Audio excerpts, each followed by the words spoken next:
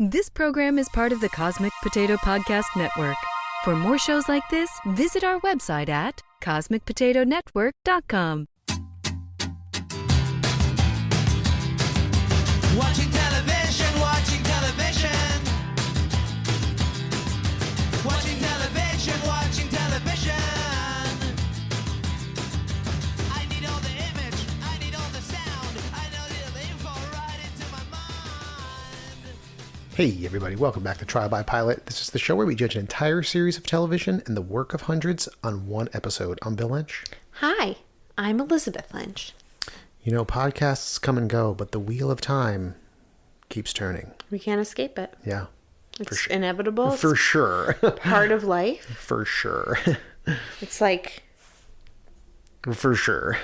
it's like the one thing you can count on. We're talking about, surprise, surprise, The Wheel of Time on Amazon Prime Video. I thought you were just talking about my wrinkles. Just kidding. What wrinkles? Some quick housekeeping. If you're listening to the podcast, be sure to subscribe on Apple Podcast or Stitcher. Leave us a review if you haven't already done that. You can follow us on all the social media at Try by Pilot. I'm trying to do this at the beginning of the shows rather than the end. Yeah, that's a good idea. And we're probably going to, after this releases, switch to an every other week or twice a month schedule for a while. You know, life's busy. It's the holidays. We got a lot of shit going on. So this stars Rosamund Pike and a bunch of younger actors. It's so funny when I was like, oh, Rosamund Pike, what's she in? And obviously I recognize her. And then I look her up and I'm like, oh, I don't remember seeing any of these things. Like, how do I know this actress? I recognize her from the commercials for I Care a Lot. Oh, okay. I mean, I know I've seen her in something. I didn't see Gone Girl. She was in that, but I didn't see it. Yeah. Anyway, So- she's been around for like ever. I'm sure you're shocked to find out that this show is based off of a fantasy book series. Not shocked at all. Please, anything that's this involved, there are no one's creating this now. I just feel like I might be talking at my ass right now, but it's just like, doesn't it seem like Hollywood in general is just really lazy? Yeah, especially big studios. Yeah, so like they're not writing this, they're not creating this world. Right. They read a book. Someone read a book. Well, they heard that people like this book. Yeah. And then they hired someone to maybe read it. Yeah. And then abused all the PAs along the way. Oh, boy. I have not read any of these. They were written, I think they started in like 1990 Okay. and went until like 2013 or 2016. The guy who wrote most of them, Robert Jordan, passed away like 2/3 of the way through, and then another fantasy author like picked up where he left off. Oh, really? I don't know how Bold he passed move. away, but he left like extensive notes because he wanted someone else to finish the series.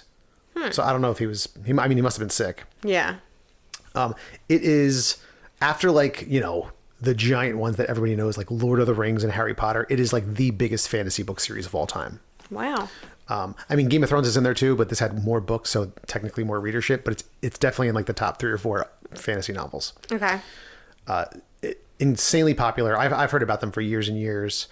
I have not read them, but I've been waiting for this pilot since it was announced like 2 years ago by Amazon.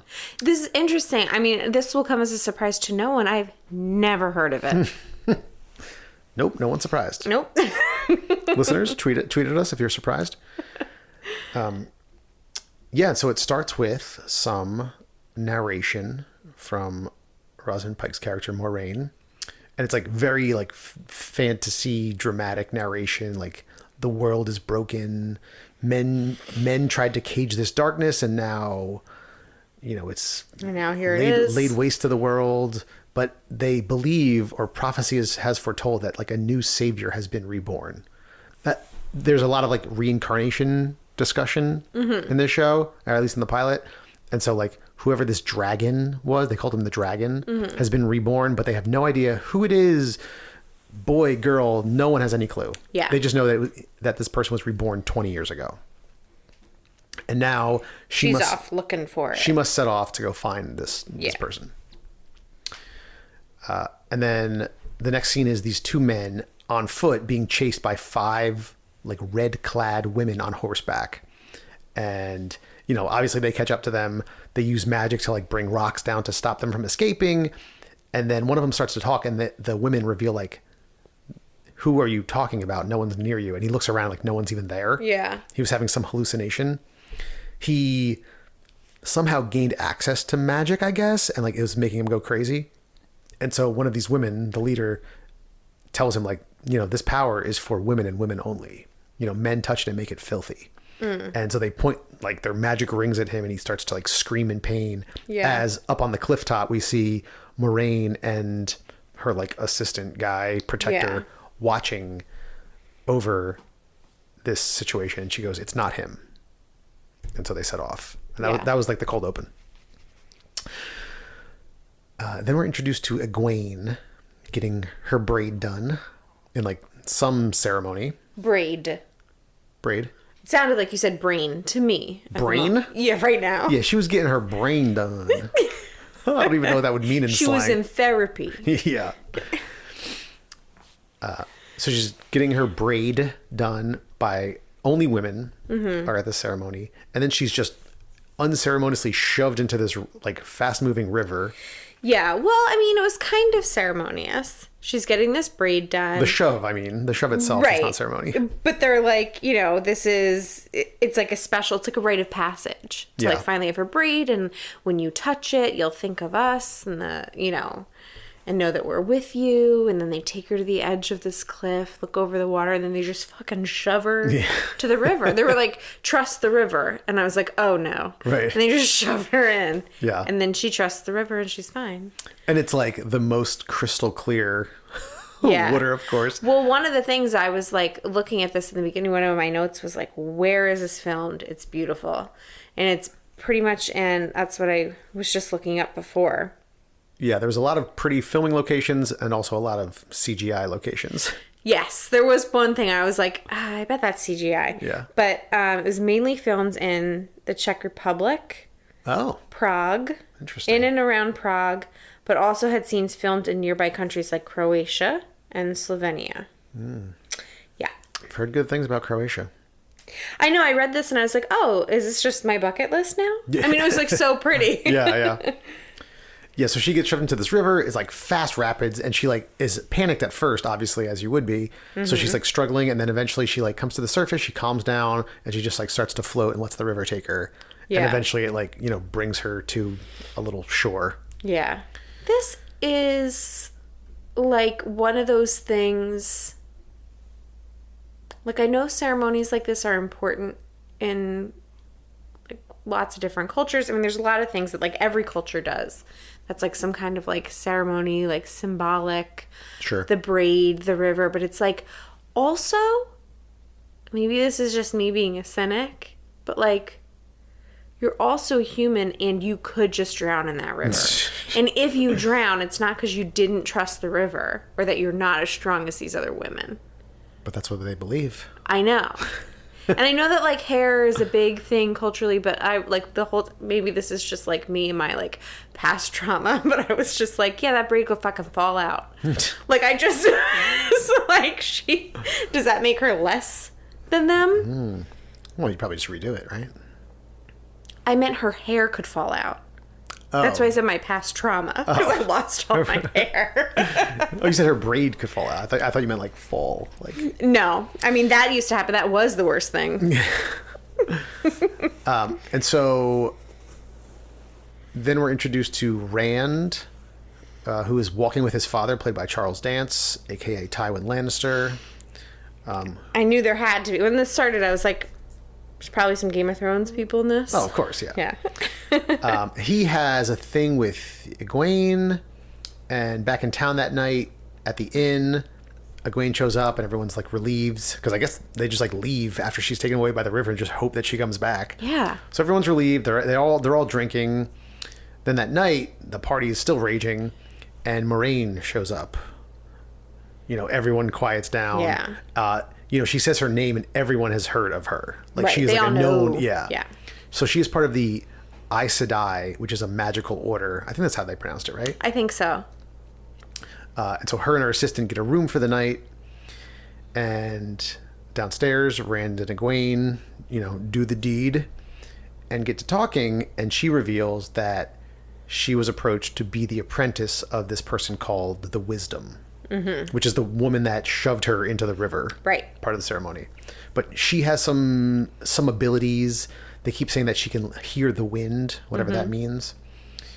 And so, Rand is obviously bothered when she tells him this. And then he says, being a wisdom means a lonely life. No husband, no kids. And she says, well, I haven't given an answer yet. But then the next day she tells him, like, I said yes. And he goes, I know. Yeah, it was kind of sad. Like, he's really sad about it. Yeah. Because he's talking about, like, how he wants to have kids and, like, how he wants them to, like, run through, like, the forest there or whatever. And he's pretty bummed because he's really in love with her. Yeah. That night, we see a strange figure with an elongated nose and, like, really smooth features with a hood. Just, like, going through town. Yeah. On horseback. And riding a horse has like some kind of skeletal mask on. Yeah. And this is when you said, my favorite quote of all time, I hate when horses have masks. Like, what the fuck are you talking about? Guys, Elizabeth made this seem like every day she just sees horses wearing masks. And it's just like the last straw, like, why? I think it's so creepy. And yes, you're right. Like, I barely see horses at all. Like, right. Much less wearing masks. but like when I have seen them and they're like in like fighting scenes, like, like knights and stuff, and like they've got like armor on. Sure. Like, that's what I meant. And I think it's creepy.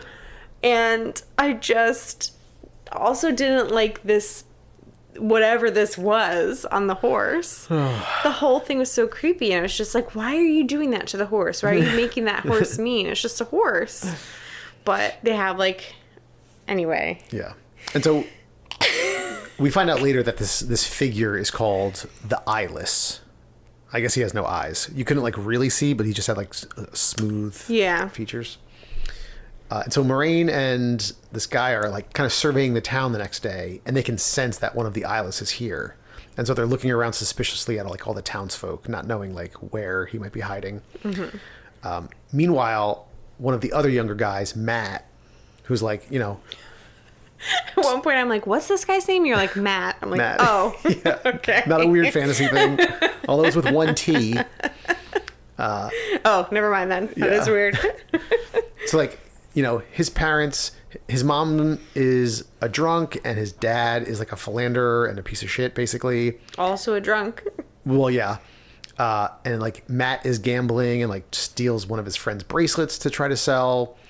And that next morning he swaps the bracelet with a traveling merchant.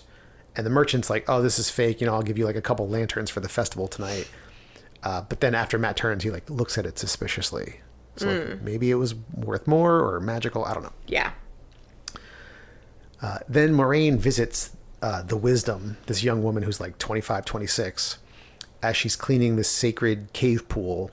Which I didn't know was a sacred cave pool. And she's like in a cave. It's just a cave. It's outdoor. It's nature. And she's there like scrubbing the rocks. I'm like, why is she cleaning these rocks? Yes, but the rocks were around this circular pool with like bluish white water in it. Like, right, but I didn't see that at first. I just see her like scrubbing, like as if she's scrubbing bathroom tile, but she's like outside, and you're like, I don't know, maybe it's some sacred pool. And then the next line, Moraine's like, why are you cleaning this sacred pool? I've seen a show or two. Yeah, the fantasy world. And we find out that this Wisdom really resents the Aes Sedai because when her old teacher was a young poor girl, they like turned her away at their White Tower. Yeah. And so later the wisdom is with Egwene and they start listening to the wind. And Egwene's like, it sounds wrong. What is it? And the wisdom's like, I don't know. I've never heard this before. And like, it almost sounds like voices or like moaning, like humanistic kind of thing in the wind. And then Moraine's guy finds a bunch of sheep slaughtered in the woods. Yeah. So we know something's about to go down. And so that night in town, everyone is lighting these lanterns to help guide the souls of the dead back into town. Right. Charles Dance talks about the wheel of time now and how it keeps turning no matter what, and how, they should always try to do good and then try to do better in the next life. More talk about reincarnation. Mm-hmm. And then there's like a celebration that follows that. And so we see the entire town, it's just like a little village right. in the mountains, but like everyone's dancing outside, and Egwene's dancing with this young guy, and like he backs up and we hear like hurt, and then he falls into her and we see like the tip of a blade through his chest. Yeah. And he just falls dead. And then the Trollocs show up. Yeah. Elizabeth. And this is where it lost me. You loved this scene. Oh my God. I hated this scene. So the Trollocs. But I didn't realize I hated it right away. So continue. Right. So, the Trollocs are like giant orc troll things with like giant tusks and horns. They're just like big monsters. But picture, like at first I was like, wait, is this a monster? Because what they looked like were people dressed in costumes with a monster mask on. They were humanoid, yeah. Okay. I thought they looked really stupid. Like I thought it was just like a group of people that came in with these like scary masks. Like some kind of like occult thing, not actual monsters. So that they was were like 9 feet tall, I think. The first like check against them. Okay. Right. Yeah. Then later I realized that obviously I see that they're monsters, but I thought it was a bad rendition of a monster is all I'm saying. All right. Could have been better. And so these things just start like slaughtering the town folk. Total chaos. They're like killing them with like giant axes and glaives and like eating them. And Rand and his dad live up on the hill kind of away from town. And so they like hear some commotion but aren't really sure what's going on. But then one of these Trollocs bursts in, and the dad pulls out this like sweet katana blade from under his bed with like a golden egret on the hilt. Mm-hmm. It's pretty cool. Yeah. And he's like holding his own against this giant monster thing until finally they like clash blades, and the monster like pushes his blade into Charles Dance's shoulder. Yeah. But then Rand comes up from behind and kills it. Stabs it in the back of the head. Take that. Yeah. Then Trolloc. So there's another character, Perrin, who is friends with Rand and Matt. And he is with his wife, who is like the town smith, fighting off another Trolloc. And so, they're going back and forth. Eventually, he gets the better of it and is just like chopping at this thing over and over again until it's dead. And he's like in a bloodlust, like blood's just like flying all over his face. And at that moment that he kills it, his wife has gotten back up and like comes charging back in. And he turns and hits her in the side with his axe. And like, this was awful. Within it was like, what the fuck? Within 20 seconds, she was dead. Yeah. Just like staring at him. And just staring at him open. Like as if like the visual of him actually slicing his wife with this axe wasn't bad enough.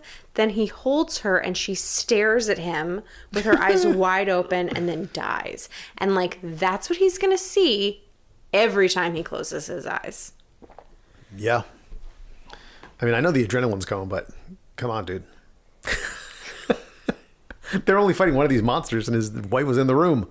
I know. You're just swinging wildly. They didn't know what they were doing. They're in the safe little mountain up here. I know. Town. So, back outside, things are still nuts. The wisdom gets dragged off and presumably killed, or maybe kidnapped. Maybe. I'm thinking maybe she was kidnapped. Yeah. Because they don't show her actual death. They just show her getting like dragged off and like screaming. And there's a good rule in fantasy, like if you didn't see it, excellent, good, right? Yeah. You cannot be sure. You've watched Game of Thrones. I have. So finally, Moraine and this other dude show up to the fight, and they start like slicing up these Trollocs using magic to like. I'm sorry. Finally, they show up to the fight. What is the point of them being in this town? Where the hell were they? It was like a couple minutes later. Okay. Way too much slaughtering went on. There's a lot of slaughtering. And then they finally show up. They were like off in the woods. I'm sorry, but if she's all powerful and like knows stuff, she should have been there. It's another issue I had. Keep going. Well, I don't think that she is. I don't think she can like see the future. But does she sense things? Well, she can sense the magic of this person. I don't think she knows everything that's going on. All right. I don't really know. And I feel like she could have and should have gotten there sooner. Okay, fair enough. So yeah, she's like shooting them with lightning, all this other shit. And she is summoning and using light as her power. We see like light swirling around her and like coming from all these different directions. And they reference it a bunch in the show. Like someone says, "Thank the light" at some point. Like light is good, dark is bad.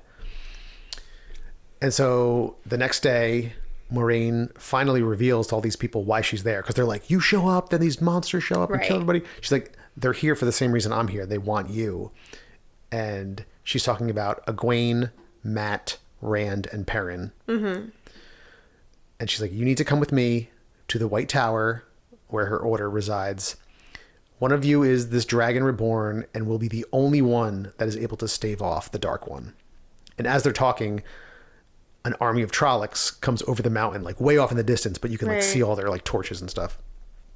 And so they're like, Moraine's like, they're following you. If we leave now, they'll leave the town alone and they'll come after us. And so they all depart on horseback.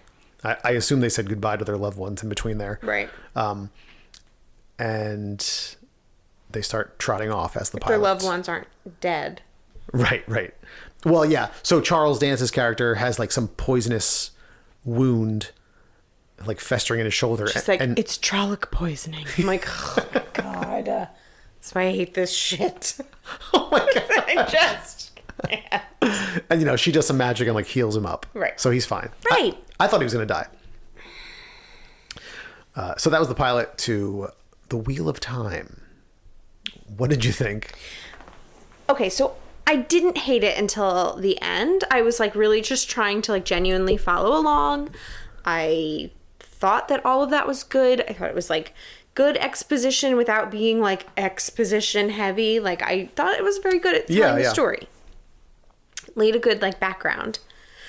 But like that scene with the Trollocs just like ruined it for me, and I don't know why. Like I didn't like the depiction of the Trollocs. I don't know what they're supposed to look like, but to me it looked silly. And it didn't look like how you pictured them from the book, right? Right. That's not how I saw it in my mind. But like I guess my issue is like, maybe this is just my issue with fantasy in general, or maybe that's too broad to say. I don't know, but it's like, to me, if someone is magic like this and can be killing these Trollocs with their light power, then they should be better at it. Like, her power should have been stronger. The battle should have ended sooner. Like, I didn't like it for some reason. Like, I was just like, but why can't you do more? And then she, like, heals this guy. She just, like, heals him. Right, she, like, touches him and then, like... Take a deep breath. Okay. You're losing control. I'm not. I'm just very impassioned, like telling this, like she heals this guy from his Trolloc poisoning, and it's like, I know she's the only one, and she says she's got to get back to the White Tower because she can't do anything here, but like, my initial reaction was like, what good are you? You have these magic powers and you're not helping them. And honestly, Bill, like, I don't know why I had this reaction. Because it's not like a super logical reaction, right? No. Like she's not, I mean, obviously she's like more than human. Like she does have these like supernatural powers. But it's not like she's some kind of like, I don't know, she's not God. Yeah, she's not a god. But like, I just like grew very impatient with it. And I don't know if it was like the rest of the scene with it. And like, because I guess like it was so brutal. Yeah. It was so like horrific watching these people die and like fight for their life, and like the Trollocs just keep coming, right? And then she just shows up and like saves two two people. I'm like, oh, finally this bitch shows up. She's going to save two people. And like, clearly she was doing all that she could. But like, my initial reaction was like, I don't think this is good enough. Like, I wasn't satisfied with it. But what you just described sounds like the most boring story I've ever heard. Like, why isn't she just super powerful and she just comes in and wipes them all out and everyone lives? Yeah. What?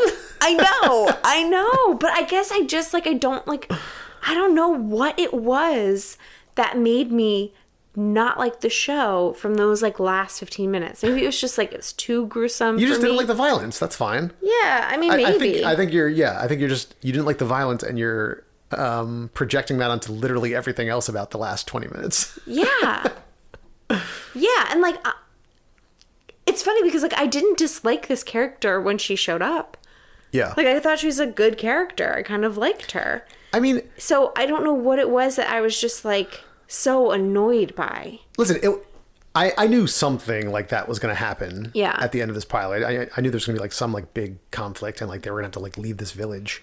But like you have to build up tension. You can't just have her there right away. You have to have like people like waiting for her to show up. Then it's like this big thing when she shows up and actually does save a couple people that you like. Yeah. That are the main characters. And they clearly show like, yes, she has these abilities. She is not a superhero. Like even as she's fighting the Trollocs, you can see her getting weakened. Yeah, you know, yeah. There's like a big charge of them at the end, and like she basically like throws the entire tavern at them like brick by brick. Yeah, and then she just like collapses because she has like absolutely spent. She gets stabbed with something. Like she's not a god. Like she is doing her best. It would be so boring if it was this all powerful. That's totally fair. No, that's totally fair. I'm just saying like my initial reaction to this was just like, I hate this. I didn't even, you know? I didn't like love it. It certainly wasn't my favorite like fantasy conflict scene I've ever seen. Yeah. But now you're making me like defend it. I know. Well, I guess it was also just like the pilot, and I'm trying to think, maybe take me back to the Game of Thrones pilot. What happens in the Game of Thrones pilot that's this brutal? In the first 90 seconds of the Game of Thrones pilot, there is an entire little village north of the wall where we see all of their dismembered body parts in a pattern in the snow, and then do we see them die? We don't see them die. We just see their body parts. But then 90 seconds after that, we see one of the guys beheaded, and a White Walker holds up his decapitated head with blood spilling onto the ground. And then right after that, 90 seconds later, Eddard Stark has to decapitate someone.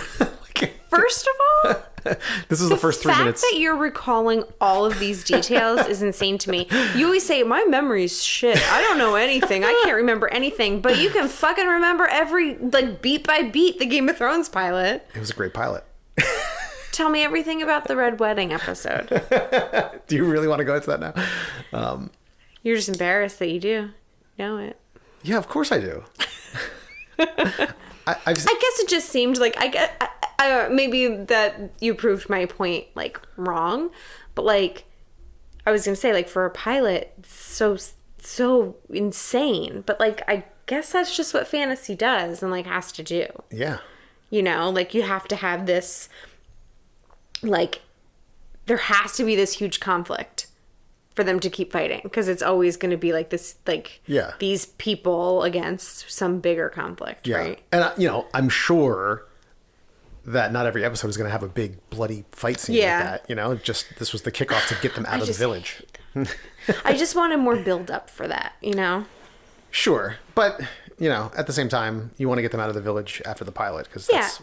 And I mean, there's a reason I don't write fantasy. Sure, yeah. You know, like I'm not the person. Like I don't think that this was a bad show. I just didn't like that scene, but I don't think this was a bad show. Yeah, I don't think it was a bad pilot. I also don't think it was a great pilot.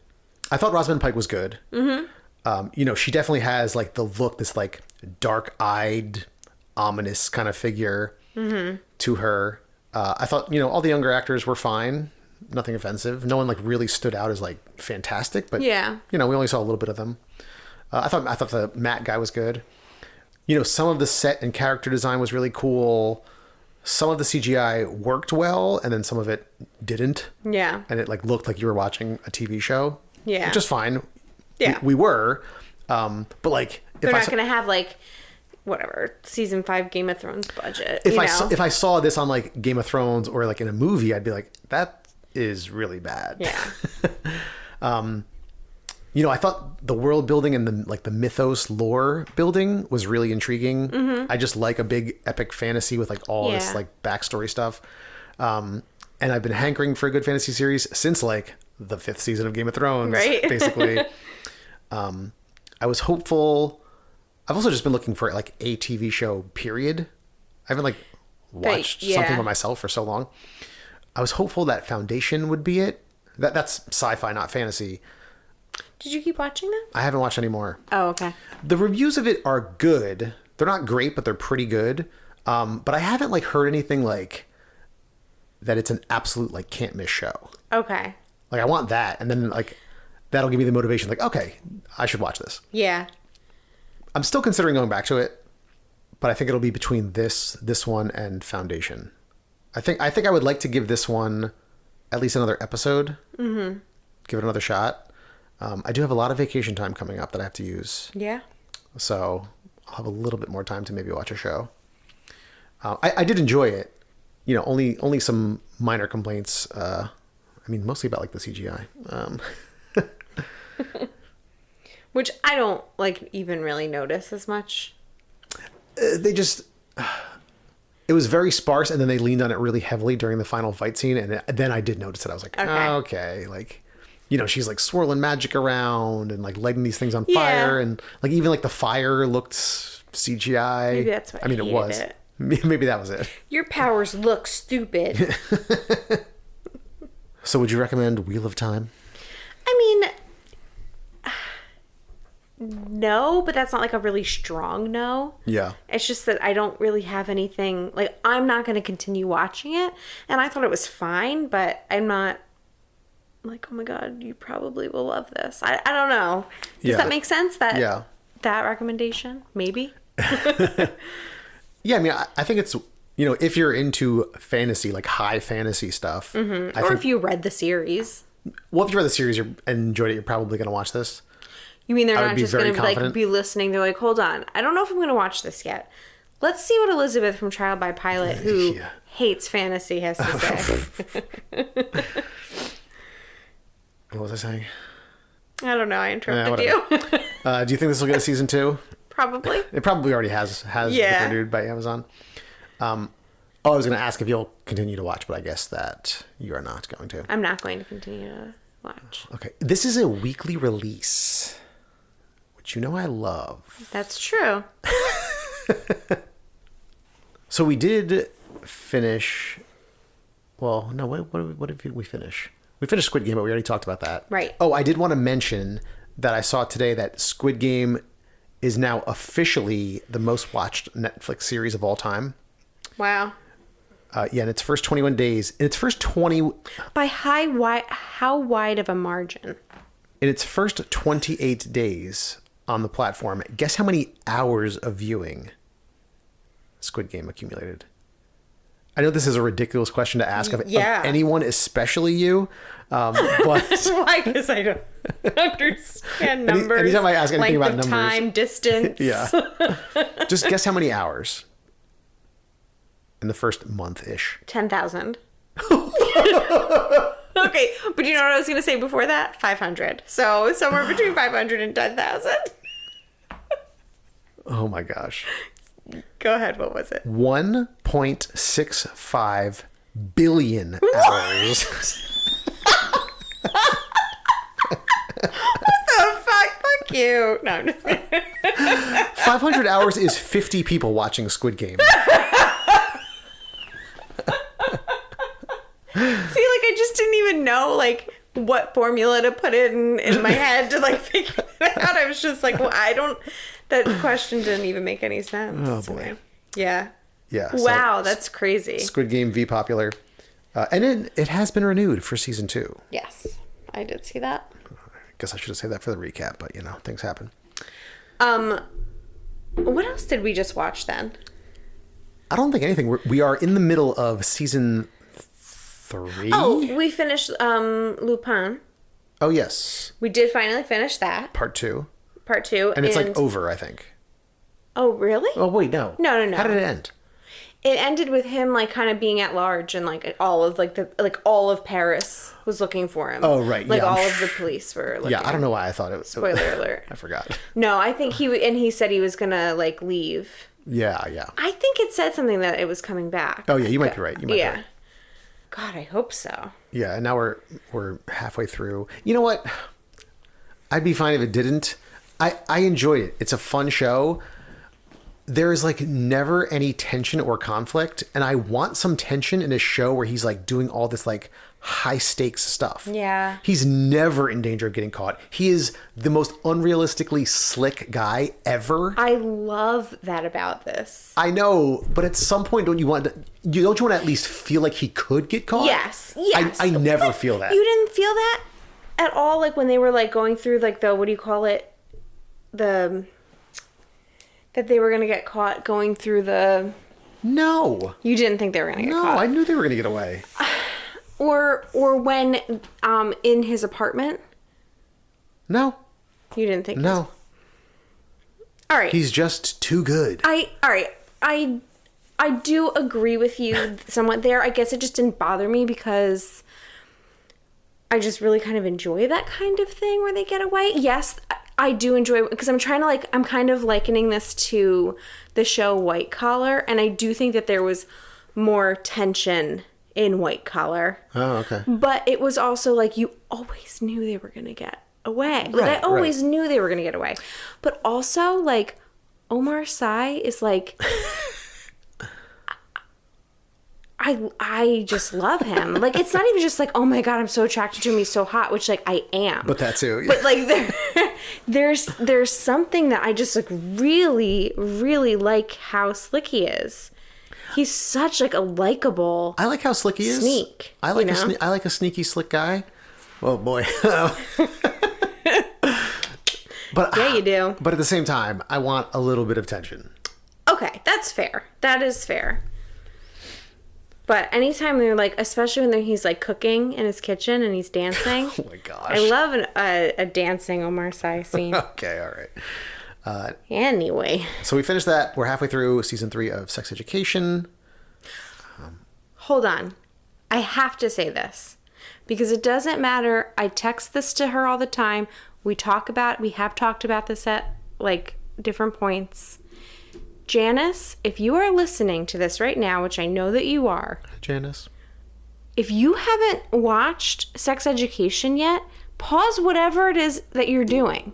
Like, whatever show you're watching, stop. Whatever, like... Well, she could finish this episode. We're almost done. Okay, fine. Finish listening to this, and then go watch Sex Education, because this is your show. Have you not watched this, Janice? So the last time I talked to her about it, she hadn't. She's like, I know there's like so many people tell her to watch it, but like it's the same thing. It's like, okay, but I have all these other things to do, Sure. and to watch, right? But this, I just feel like this is Janice's show. She would appreciate so many things about this. She would love it. Yeah. Just saying, okay? Putting you on blast, McCrosty. I'm still really enjoying it. There have been some ridiculous scenes this season. Oh, yeah. Like, very silly. I mean, nothing beats season 1. Yeah, season 1 was great. All right. What else are we watching? That's it, right? Seinfeld. Yep. Seinfeld is on Netflix, so we're watching that. Yeah. I'm hopping around between Real Housewives You sure are. seasons. I think I'm going to go back to season 1 of New York. Okay. Yeah. All right. Let us know if you have suggestions on shows to watch. And let us know, listeners, what's your favorite Real Housewives city? Yeah, let us know. I want to know. You can email us at trialbypilot@gmail.com, and I already said the rest at the beginning of this episode. Yes, you So did. we'll see you next time. Okay. Well... but what I didn't say was thank you to the Beats for providing our theme music. Thank you, Beats. Bye. Bye. Watching